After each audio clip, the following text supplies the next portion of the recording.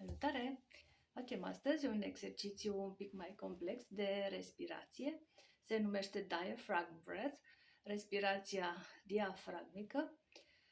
Ajută la oxigenarea corpului, la oxigenarea celulelor, ajută și sistemul digestiv și relaxează sistemul nervos și activează sistemul parasimpatic, adică rest and digest. O să punem o palmă chiar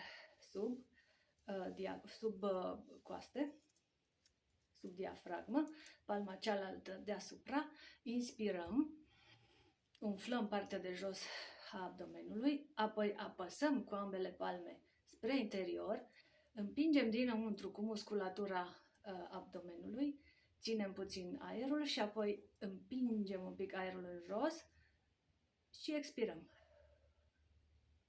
Inspirăm, umflăm abdomenul, apăsăm, împingem dinăuntru în afară, înspre palme, împingem aerul în jos,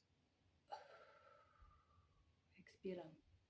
Inspirăm, umflăm, apăsăm, împingem în afară, împingem aerul în jos, expirăm. Încă o dată.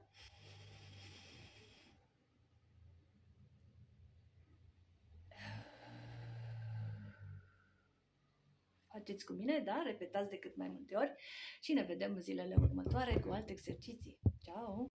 Salutare! Facem astăzi un exercițiu un pic mai complex de respirație. Se numește diaphragm breath, respirația diafragmică. Ajută la oxigenarea corpului, la oxigenarea celulelor, ajută și sistemul digestiv și relaxează sistemul nervos și activează sistemul parasimpatic, adică rest and digest. O să punem o palmă chiar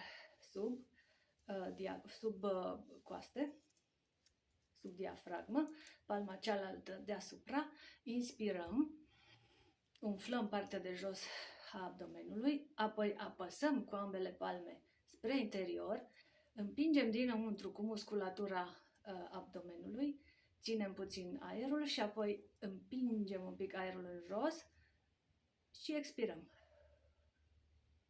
Inspirăm, umflăm abdomenul, apăsăm, împingem dinăuntru în afară, înspre palme, împingem aerul în jos, expirăm.